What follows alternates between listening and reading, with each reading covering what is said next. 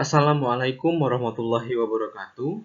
Pada kesempatan kali ini, saya akan mempresentasikan rancangan aktualisasi penyusunan naskah akademik tentang program percepatan tugas akhir mahasiswa melalui penelitian bersama Program Sarjana Fakultas Hukum Universitas Bengkulu dengan mentor Bapak Dr. M. Yamani SHM Hum, Coach Bapak Ahmad Khulaimi SPD MPD, dan penguji Ibu Esi Fajriani Ashwood MSI.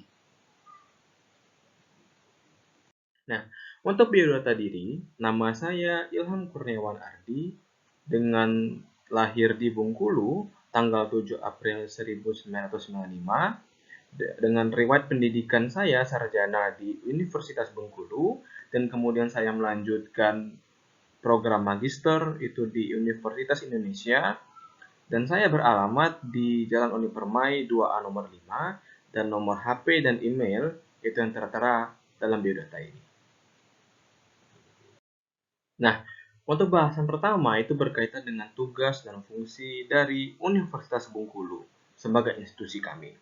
Nah, tugas pokok Universitas Bengkulu yaitu menyelenggarakan pendidikan dan pengajaran berdasarkan kebudayaan kebangsaan Indonesia dengan cara ilmiah yang meliputi pendidikan dan pengajaran, penelitian, dan pengabdian kepada masyarakat sesuai dengan peraturan perundang-undangan yang berlaku. Nah, untuk tugas dan fungsinya, itu yang pertama melaksanakan pengembangan pendidikan tinggi. Dan fungsi yang kedua itu melaksanakan penelitian guna pengembangan kebudayaan, khususnya ilmu pengetahuan, teknologi, seni, dan olahraga. Yang ketiga, yaitu melaksanakan pengabdian pada masyarakat. Fungsi yang keempat itu melaksanakan pembinaan civitas akademika dan hubungan dengan lingkungan. Dan fungsi yang terakhir yaitu melaksanakan pelayanan administrasi.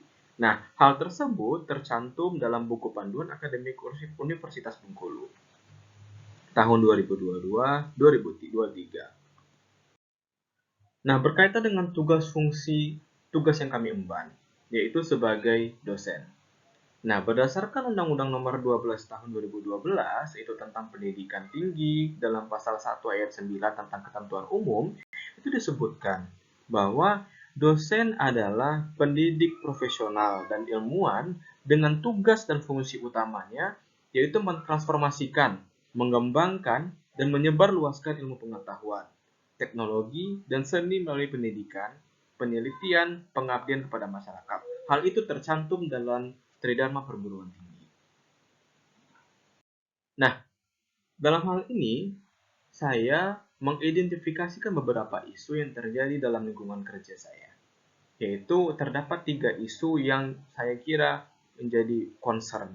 Yang pertama, yaitu berkaitan dengan sistem pengajaran terhadap akreditasi internasional yang berbasis project. Nah, dalam tahapan ini kenapa diangkat? Nah, karena sistem pengajaran yang sebelumnya itu masih menggunakan metode ceramah one line, one man, yang cenderung satu orang menjadi pusat perhatian. Nah, dalam akreditasi internasional basis project ini menghendaki sistem pengajaran itu tidak hanya pada satu arah, tetapi banyak arah, yaitu antara dosen dan mahasiswa berkontribusi bersama-sama dalam kelas dengan berbasis project case seperti itu. Nah, untuk isu aktual yang kedua, yaitu berkaitan dengan panduan mahasiswa dalam mengajukan kegiatan organisasi mahasiswa selingkungan Fakultas Hukum. Nah, untuk panduan mahasiswa ini sejauh ini belum ditemukan dan belum adanya panduan mahasiswa secara khusus mengatur tentang bagaimana organisasi mahasiswa atau disebut Ormawa itu dalam mengajukan kegiatan-kegiatannya. Nah, sejauh ini organisasi mahasiswa tersebut dalam mengajukan kegiatannya itu masih cenderung meraba-raba dan tidak tahu, belum ada panduan secara khusus, sehingga ini perlu diatur kiranya. Kemudian yang ketiga, yaitu kurangnya bermitra dengan mahasiswa sebagai bentuk optimalisasi penelitian dan pengabdian di Fakultas Hukum sebagai roda penggerak Tridharma Perguruan Tinggi. Nah, dalam hal ini menjadi urgen, menjadi isu aktual yang dibahas karena di lingkungan ini, di lingkungan kampus itu masih menjadikan dosen itu sebagai suatu sosok yang tidak dapat dijadikan mitra bagi mahasiswa karena adanya relasi kuasa, terus juga adanya budaya dosen itu lebih tinggi daripada mahasiswa, sehingga mahasiswa cenderung takut untuk berkontribusi bersama dengan dosen. Nah, untuk mengidentifikasi tersebut, maka saya mencoba untuk menganalisis dengan menggunakan metode APKL. Nah, metode APKL ini mengatur tentang apakah isu ini problematik, ataukah kelayakannya bagaimana, dan juga layaknya seperti apa. Nah, untuk isu pertama, itu sistem pengajaran terhadap akreditasi internasional berbasis project ini setelah dianalisis dan setelah dinilai bahwa memiliki total skor 12 dengan nilai prioritas itu nomor 3. Kemudian juga nomor 2 yaitu isu nomor 2 yaitu berkaitan dengan paduan mahasiswa yang melakukan kegiatan. Itu isunya berdasarkan sangat aktual, bisa dibilang sangat aktual, kemudian juga problematik, kemudian juga bagaimana kelayakannya itu menyangkut banyak orang, yaitu secara mahasiswa secara masif, dan juga apakah layak untuk diajukan. Itu memiliki skor 17. Dan yang terakhir yaitu adalah kurangnya bermitra dengan mahasiswa sebagai bentuk optimalisasi penelitian. Nah, hal ini apakah aktual? Ya, aktual nomor 3. Kemudian juga apakah problematik? Ya, tentu problematik. Bagaimana dengan kelayakannya? Kelayakan ini targetnya itu antara dosen dan mahasiswa. Dan juga layak, ya sangat layak. Karena dengan total skor 5, yaitu 18. Nah, untuk selanjutnya, bagaimana saya akan mencoba memilih nanti. Apakah tadi dari problematik tadi. Di sini ditemukan bahwa nomor 1 itu ada di kurangnya kemitraan, itu nomor 18. Terus juga total skor yang kedua itu panduan mahasiswa, yang terakhir adalah sistem akreditasi internasional. Nah, untuk penetapan isu dengan metode selanjutnya saya pilih itu metode USG, berkaitan dengan urgen, apakah urgen atau tidak, terus juga seriousness, apakah ini penting atau tidak, serius atau tidak, dan growth, apakah perkembangan seperti apa. Tadi ditemukan bahwa ada 2 isu terbesar, poin terbesar, yaitu panduan mahasiswa dan menjadikan mahasiswa sebagai mitra. Dan terpilih di sini adalah menjadikan mahasiswa sebagai mitra. Nah, untuk analisa selanjutnya, saya mencoba menganalisa penetapan isu itu berdasarkan fishbone diagram. Nah, berdasarkan head of the fish, itu optimalisasi mitra dosen dan mahasiswa itu berdasarkan surrounding, itu lingkungan kerja dengan sistemnya seperti apa, terus juga kemampuan yang diemban baik itu tugas dosen dan mahasiswa, terus juga tenaganya, suppliersnya seperti apa. Mari kita simak. Nah, lingkungannya di dalam hal ini masih cenderung tadi saya sampaikan bahwa adanya budaya dosen yang lebih tinggi, sehingga terjadinya relasi kuasa antara mahasiswa dan dosen. Sehingga menimbulkan berdampak pada ketakutan mahasiswa terhadap dosen untuk menjadikan mitra tersebut. Bagaimana sistemnya? Sistemnya itu masih kurangnya koordinasi antara dosen dan mahasiswa, terus juga antara dosen dengan ketua bagian, ketua prodi itu, terus juga sistem selanjutnya itu penelitian dan pengabdian itu tidak dijadikan alat untuk mencari isu hukum, sehingga metode ini, penelitian dan pengabdian ini masih kecil keberlakuannya. Nah, untuk kemampuan, pada poin mahasiswa, saya menilai itu ada kesulitan untuk menemukan isu hukum. Nah, dalam skripsi itu yang perlu dipentingkan adalah untuk mencari isu hukum dalam judul.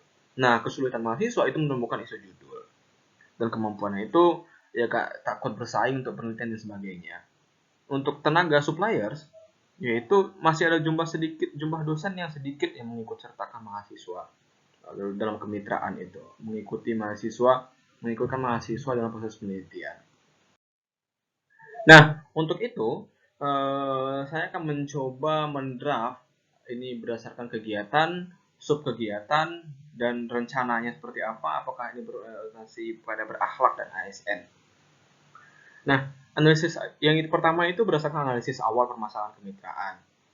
Kemudian juga step selanjutnya yaitu berdasarkan dengan desain kemitraannya seperti apa, berkaitan dengan percepatan mahasiswa dalam menyelesaikan tugas akhir, dan outputnya seperti apa. Dan yang terakhir adalah duaran dan solusinya seperti apa. Secara singkat saja. Nah, tadi hal-hal itu yang perlu disampaikan bahwa kesemuanya memiliki kesamaan, yaitu adanya nilai-nilai baik itu dari tahapan perencanaan, pelaksanaan, dan evaluasi itu memiliki nilai-nilai berakhlak, yaitu berorientasi pelayanan, akuntabel, kompeten, harmonis, loyal, adaptif, dan kolaboratif. Sehingga layak daftar kegiatan ini untuk dilaksanakan. Nah, selanjutnya dampaknya itu saya bagi menjadi 3 dampak pemecahan ISO itu. Apakah bermanfaat bagi individu dan juga bermanfaat bagi unit kerja Fakultas Hukum dan masyarakat. Secara individu itu menjadikan pribadi yang lebih progresif dalam melihat keadaan dan kebutuhan, terus juga secara unit kerja yaitu melahirkan lingkungan kerja yang koordinatif, kondusif, dan produktif, yaitu meningkatkan kerjasama antara dosen dan mahasiswa, terus juga masyarakat menerima dampak dari hasil penelitian tersebut. Nah, untuk uraian kegiatannya, di sini saya membagi dari bulan Agustus, September, dan Oktober karena masa aktualisasi seperti itu. Nah, untuk tahapan awal itu analisis awal permasalahan, berkaitan inventarisasi bentuk kemitraan antara dosen dan mahasiswa. Itu saya pada bulan-bulan awal, terus juga melaksanakan konsultasi kepada wakil dekan bidang akademik untuk mengetahui bentuk kemitraan yang dilakukan, terus juga bagaimana saya melakukan tanya pendapat kepada BEM, ketua BEM, kemudian juga bagaimana bentuk kemitraan dosennya itu dilaksanakan pada bulan-bulan awal. Terus juga yang uraian kegiatan yang kedua, yaitu tadi telah disampaikan bahwa adanya desain kemitraannya seperti apa, yaitu membuat peta desainnya itu dilaksanakan pada bulan awal September sampai pada bulan pertengahan. Kemudian juga merekomendasikan kepada kepala prodi agar penelitian tersebut dapat diadopsi sebagai judul skripsi itu dimulai pada tanggal 9, tanggal 8 yaitu sampai tanggal 23 September dikejar. Kemudian juga outputnya seperti apa. Nah, outputnya ini yang fokus utama kita. Outputnya itu membuat desain naskah akademik sebagai bentuk rekomendasi untuk diajukan sebagai sebagai rancangan perundang-undang, rancangan peraturan nanti ke depannya. Nah, itu dilakukan pada bulan-bulan akhir September, yaitu pada tanggal 22 September sampai tanggal 30 Oktober sampai 30 September. Selanjutnya untuk keluaran dan solusinya bagaimana analisis, nanti kita coba analisis kekurangan, kelebihan, dan hambatan seperti apa, dan juga saran dan keberlanjutan program seperti apa. Itu dilaksanakan pada bulan Oktober tanggal 3 sampai tanggal 6 sampai terakhir. Nah, untuk itu perkiraan kendala dan langkah antisipasi apa yang saya lakukan, itu ada beberapa kendala, yaitu keterbatasan dosen mengikut sertakan mahasiswa dalam penelitian, terus juga menempatkan mahasiswa sebagai orang yang terus perlu dididik, bukan dijadikan partner. Ini kendalanya seperti itu tuh. Kecenderungan mahasiswa itu yang orang-orang yang perlu dididik terus tanpa dijadikan partner kerja. Terus juga ada stigma dosen tadi, terus juga mahasiswa kurang menjadikan dosen sebagai sosok yang perlu menjadikan mentor. Kemudian yang terakhir itu ketakutan mahasiswa untuk dekat dengan dosen. Nah, antisipasi seperti apa? Itu saya mencoba untuk menganalisis ini menggunakan teknik sampel nanti untuk keterbatasan dosen dan sebagainya. Itu teknik sampel. Ada beberapa dosen yang mengikut sertakan mahasiswa dalam penelitian, sehingga itu coba untuk diakomodir nanti. Hasil penelitian tersebut dapat dijadikan sebagai judul skripsi untuk menemukan isu hukumnya. Kemudian juga kita sebagai pribadi calon ASN itu mencontohkan bahwa tidak adanya strata antara dosen dengan mahasiswa. Jadi mahasiswa itu dianggap sebagai mitra kerja. Untuk itu demikian hasil dari presentasi saya. Apabila lebih kurang dan saya mohon maaf. Wabillahi taufiq wal hidayah. Assalamualaikum warahmatullahi wabarakatuh.